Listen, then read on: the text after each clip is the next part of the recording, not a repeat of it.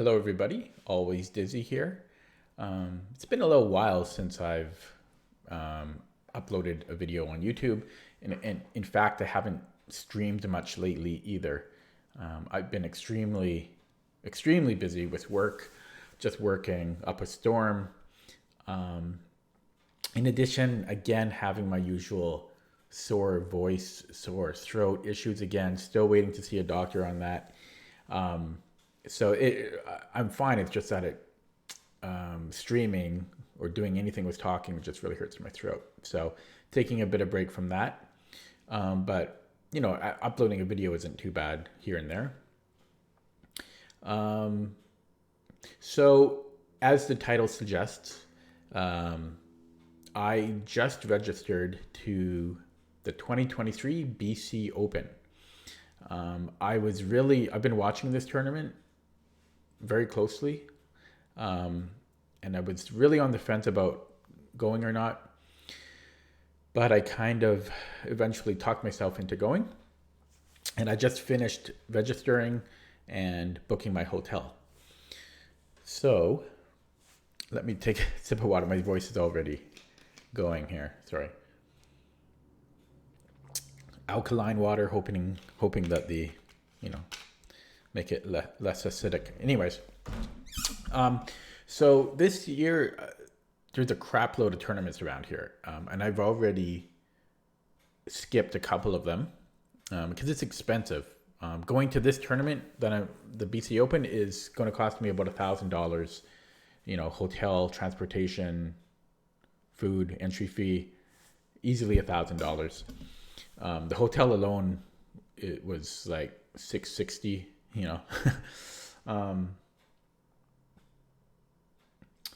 So I kind of have to pick and choose which tournaments I go to. Now, after this tournament, there's a bunch of other big ones and good ones. There's the Grand Pacific Open, which is my favorite tournament of the year, which is on the island. And then there's actually, then a month after that, there's the Carries Open on the mainland, which is usually the biggest of the year in the province. And then the Canadian Open is going to be held in Calgary in July, which I was thinking about going, but that's going to be very pricey. It's going to be about $3,000 to go to, because it's like I'll have to spend like 10 days. It's I don't think it's 10 days long, but I think it might be 8 days long, but then I bookend the days for travel. So I was thinking about going that, but that's $3,000. I mean, come on.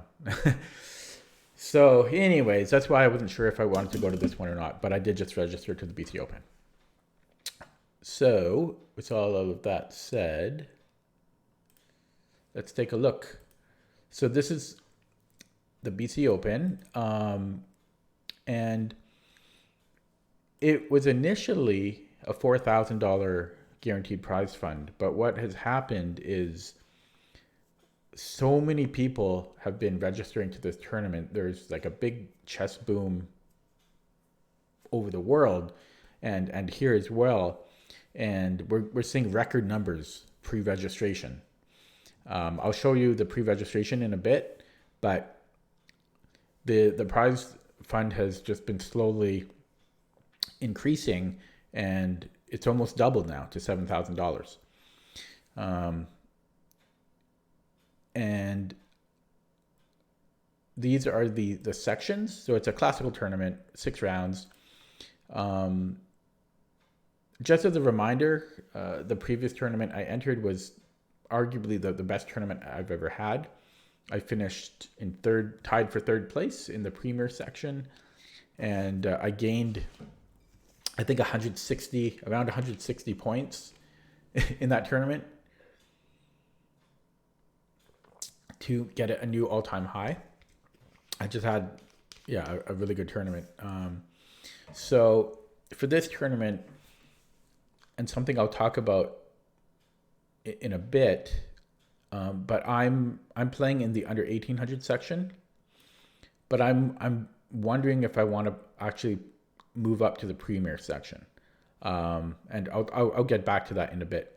these are the prize funds. So there's also class prizes for like under 1600, but I would only be eligible for this. But very unlikely I would place in the top two just because of how many people are registered, and that's that's a tough rating. Okay, so let's take a look at the pre-registered list. So this is what I'm talking about. Currently, there's 293 players. I just registered, so it should actually be 294 once they update it. To give some context, last year the BC Open had 215 players. So I'm guessing we'll hit 300, if not more, but probably 300 is what we'll hit. And so what is that? 85 more players than last year. That's ridiculous. And I don't live, this is BC, Canada. This is not a huge population. So to get 300 players registered in one tournament, and it's not the biggest tournament of the year, that's pretty crazy. So let's take a quick look down the section. So there is the Premier section. There is an IM. This is actually Lee Kwang Liem's brother. He moved here a couple years ago or so. So that's kind of cool. He's played in only a few tournaments here so far. And then there's an FM. Oh, sorry, my throat. And a bunch of NMs, maybe half a dozen or more. A bit over half a dozen NMs, I would say. Yeah, more. Yeah, maybe about 9 or 10. And yeah, so that's the Premier section. It goes to 63 people in that section, and I would just barely be eligible to move up a section here if I wanted to, and so I would have some players that I would be capable of getting a result against. It looks like under 1800 there are close to 20 players. So there would be players for me to play. Let's see, first round, I would be paired up around 1900 level for the first round. Yeah. Anyways, but this is a section I'm actually in because I haven't decided. And what I'm going to do is, first of all, I would love to hear your thoughts. If you comment in this video, which section you think I should play in, under 1800 or in the Premier. And I think I will also, in a few days from now, add a poll where you can vote on which section I should be in. And most likely I will end up choosing what you guys decide by voting. Now, there's pros and cons to both. For one thing, it costs $40 extra to play in the Premier. But the other thing is only the Premier section is FIDE rated. So I don't have a FIDE account right now or a FIDE rating. But I would need to have like some results. I can't lose against. So first of all, I would need to be paired up against players that have a FIDE rating. And then secondly, I would need to get at least a draw or a win against some players to be FIDE rated. If those two things don't happen, I won't have a FIDE rating. But there's a chance that I could be FIDE rated if I played in the Premier. I don't know what that percentage would be. I don't know, 30% maybe, because these are tough cookies. Like, these are strong players, so I would have to have a really good result. Anyways, that's one pro for the Premier section. Yeah, so let's continue looking down the under 1800 section. Not that many 1700s in it. In fact, only 6. There are a lot of lower rated players, and So I mean, there's a lot of like 16 and 15, which is fine, and 1400s. But since you can move up in these sections, there's also 1300s and some 1200s and 1100s and unrateds. That's another pro for playing the premier section, or a con for playing in the under 1800 section, because these are all underrated. Everyone here is underrated. Well, not everyone, most of them. These are all kids that are like 2100, 2200 online. So, and they're rated 1200. And so I'm 1624. And if I play against like a 1200 and I lose, I'm going to lose a lot of rating points. Or if I draw, I'll lose a lot of rating points. And if I win, I get hardly anything. Oh, my voice. So, so that's another reason I was thinking about playing up a section. I guess a downside to playing up a section is I might lose all my games. Like, that's a serious possibility. Everyone, over the board rating 1600 and up is strong. Everybody is very strong. So I could easily lose, like go 0 for 6. But again, if I play in the under 1800 section, if I have a bad tournament, I could also I could lose a lot of rating. If I play in the premier section, a pro is that there's only I'm going to be limited on how much rating I can lose, because I'll be playing up pretty much every round. I'll be the underdog every round. That's another pro for playing up a section, is that there's no pressure on me, because I'm the underdog.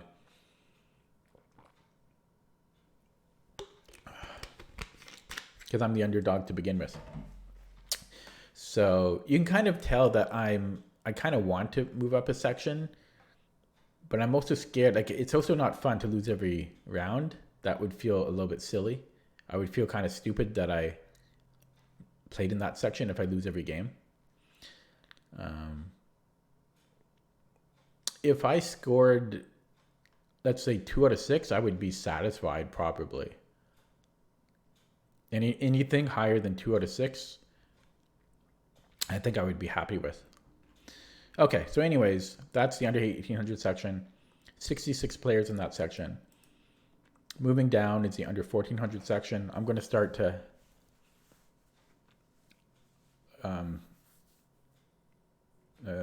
quicken the pace to finish this video now, because my throat is killing me. So there's 61 players in the under 1400 section. But since I'm not playing in that section, don't really need to talk about that too much. There's about 20 of them are unrated. And then the under 1000 section is quite large. There are 103 so far in that one section. 103. So,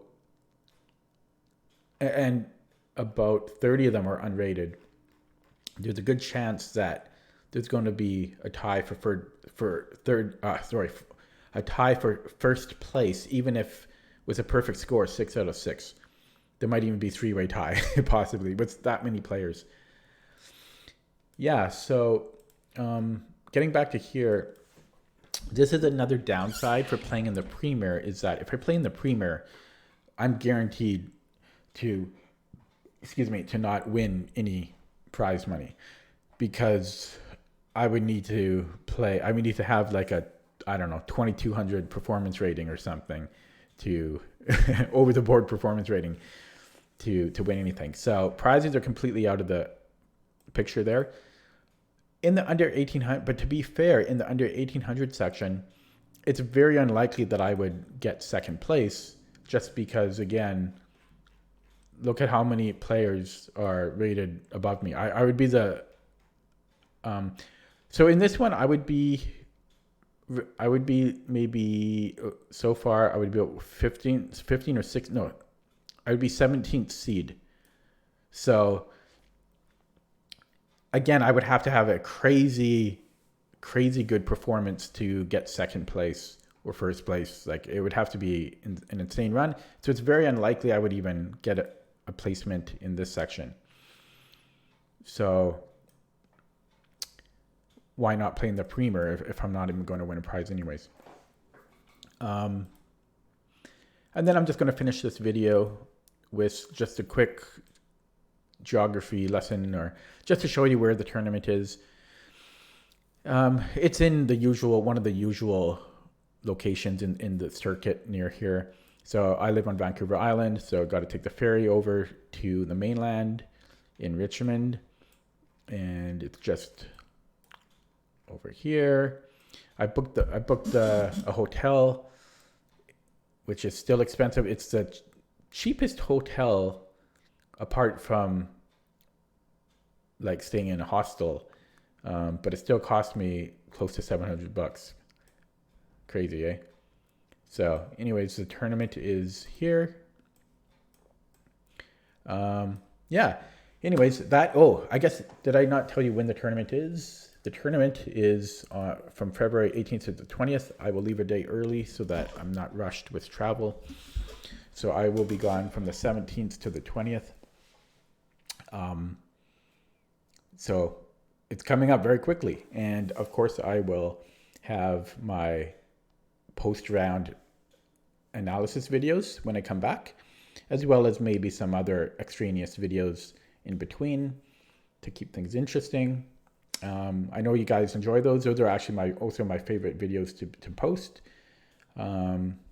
So you can look forward to that. I'll probably have about 8 to 10 videos from this tournament coming up. That's it for now. Please let me know which section you think I should enter. Thank you.